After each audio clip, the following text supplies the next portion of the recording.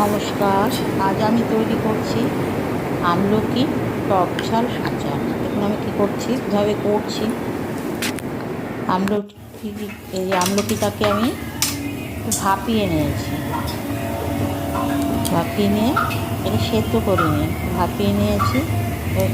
বীজগুলো ফেলে দিচ্ছি। হাত দিয়ে একটু চাপ দিলেই দানাটা ভেতরে বেরিয়ে আসছে। আমি সবগুলো করে নিয়েছি। এবার আমি তেল গরম হয়ে গেছে, তেজপাতা আর পাঁচফোড়ন দিচ্ছি। এবার মেন হচ্ছে পাঁচফোড়ন গরম হয়ে গেছে। এবার একটু লবণ দিয়ে দিলাম,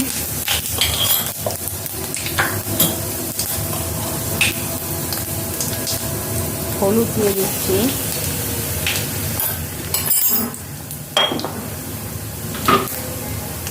এবার আমলকিটা ঢেলে দিলাম।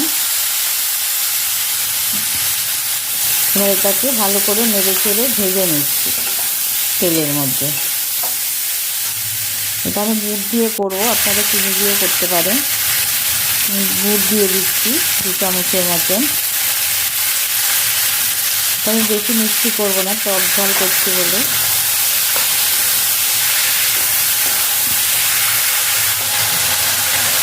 লঙ্কার গুঁড়ো দিলাম, ঝাল লঙ্কার গুঁড়ো।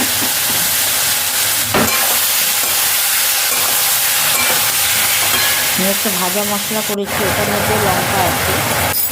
তো আমি মৌরি জিরে শুকনো লঙ্কা তেজপাতা গুঁড়ো করে নিয়েছি, দিয়ে দিলাম ভাজা মশলাটা।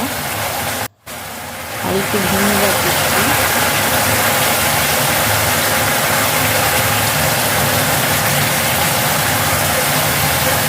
ছোটো 1 চামচের মতো আমি ঢাকনাটা দিয়ে দিলাম।